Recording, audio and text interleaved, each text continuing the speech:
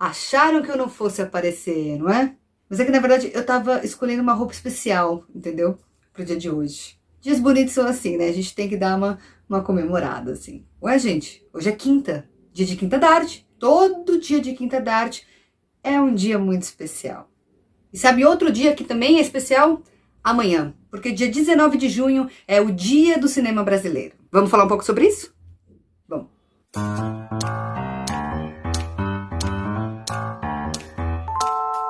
Oi, coisas lindas! Tudo bom? Se você ainda não sabia, agora você sabe. Dia 19 de junho é o Dia do Cinema Brasileiro. E aproveitando o gancho já da semana passada, que a gente já começou a falar de produção brasileira, a gente vai continuar nesse Quinta da Arte também, falando de produções brasileiras. Justamente aproveitando esse dia tão bonitinho e fofinho de comemorações. Então nessa pegada eu vou deixar aqui algumas dicas de filmes. É uma listinha bem en passant mesmo, porque o cinema nacional é muitíssimo vasto.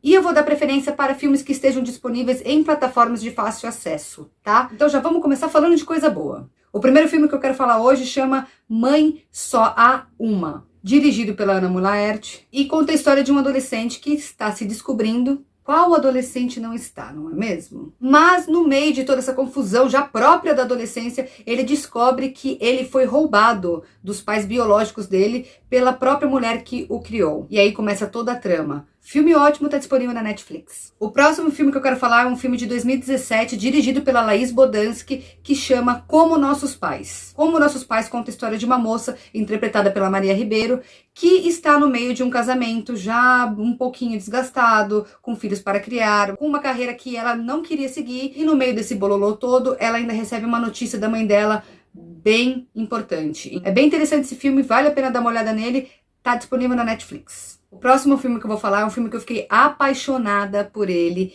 e eu encontrei ele, assim, sem querer. Eu achei esse filme, assisti, me apaixonei e está disponível na Netflix. Chama Temporada.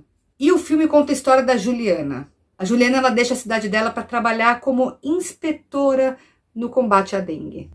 E no meio do caminho ela vai se descobrindo, vai encontrando outras pessoas e vai fazendo uma jornada e a gente vai acompanhando. Assistam, é bem legal esse filme. O próximo filme que eu vou falar, ele é dirigido pelo Kleber Mendonça Filho. Bacurau? Não é Bacurau, chama O Som ao Redor. Fora o diretor que é... Esse filme tem um elenco muito bom, encabeçado pelo Irandir Santos. Ele conta a história de um grupo que vive em um condomínio e acaba contratando uma empresa de segurança para garantir a proteção deste condomínio. Só que essas pessoas que vão fazer a segurança do condomínio acabam causando mais problemas do que resolvendo. Assistam. O próximo filme que eu vou falar é um filme um pouquinho mais antigo, de 2005, que chama Cinema, Aspirinas e Urubus. Esse filme ganhou muitos elogios da crítica, é um filme realmente que vale a pena vocês conferirem. O elenco é encabeçado pelo João Miguel, que é sempre uma delícia assistir ele. E conta a história de um alemão que, para fugir da Segunda Guerra Mundial, ele vem para o Brasil e no meio do caminho ele acaba encontrando um outro mochileiro, interpretado pelo João Miguel, e eles acabam juntando as suas histórias. Vale a pena. Dá uma olhada, sabe aonde? Netflix. Os próximos dois filmes que eu vou falar, eles são filmes delicinhas e que tem um lugar muito especial aqui no meu coraçãozinho. O primeiro chama Todas as Razões para Esquecer. É um filme de 2017, dirigido pelo Pedro Coutinho, vale a pena dar uma olhada, uma ótima atuação do Johnny Massaro, que também é outro cara que tá sempre muito bem em tudo que faz. E ele conta a história do Antônio, que está tentando se recompor após um término de relacionamento. E o outro filme que eu quero falar é um filme que realmente me ganhou, e que também fala de términos de relacionamento, que chama La Vingança. Ele conta a história de um cara que acaba pegando a namorada dele no ato da traição com um argentino, e ele decide se vingar fazendo o quê? Indo até a Argentina e pegando todo mundo de lá. Porque é muito lógico fazer isso, né? Enfim, na minha opinião, é um filme sem muitas pretensões, mas é um filme que ganha pelo carisma do elenco, vale a pena dar uma olhada. Agora eu vou falar um pouquinho do meu eterno caso de amor. YouTube. Ai, YouTube, eu e você caminhando numa praia, quando nós pudermos ir à praia novamente. Ai, não vejo a hora. Já aviso o seguinte, não se trata realmente de uma lista de predileção, é simplesmente para vocês terem o que eu chamo de um tira-gosto. Uma vez que tem muitos filmes nacionais disponibilizados no YouTube que vale a pena vocês conferirem. O primeiro que eu vou falar que está disponível no YouTube é um dos clássicos, que chama Terra em Transe.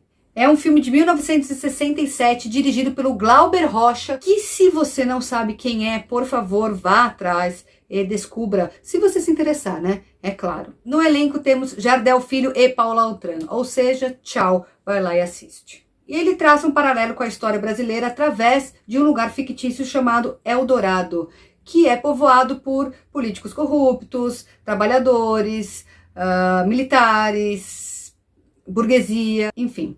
É bem interessante. Apesar de ser um filme de 1967, é um filme ainda muito atual e considerado um dos melhores filmes nacionais já feitos. Então, dá uma olhadinha lá. E o último filme que eu vou falar desta leva de YouTube por enquanto, para não ficar muito longo, é Cabra Marcado para Morrer. É um filme / documentário feito pelo Eduardo Coutinho. E ele conta a história de um líder camponês chamado João Teixeira, que foi assassinado por policiais em 1962. Mas esse filme tem uma curiosidade, que é o seguinte: as filmagens começaram em 1960, só que eles tiveram que parar por conta da censura decorrente do golpe militar de 1964 e só retomaram esse projeto 17 anos depois. Bem interessante esse filme, muito elogiado pela crítica, dá uma olhadinha lá. E está disponível de graça. Agora eu vou deixar umas dicas bem legais que estão acontecendo por conta das comemorações do Dia do Cinema Brasileiro. No Instagram do Vitrine Filmes e também no canal do YouTube do Vitrine Filmes, eles estão disponibilizando essa semana inteira um festival de curtas nacionais muito legais, um melhor que o outro. Dá uma olhadinha lá, confere, vai saber o que tá rolando agora no cinema nacional, muito interessante. Curtas estão disponíveis na página do YouTube do Vitrine Filmes, mas eu vou deixar o Instagram e o YouTube para vocês acompanharem sempre, não só hoje. Sempre. Outra coisa bem interessante é que no Instagram do Cardume você pode acompanhar também vários curtas que eles disponibilizam na plataforma deles. Os que não são gratuitos estão disponíveis por um precinho muito camaradex. Dá uma olhadinha lá, deixarei o Instagram aqui também.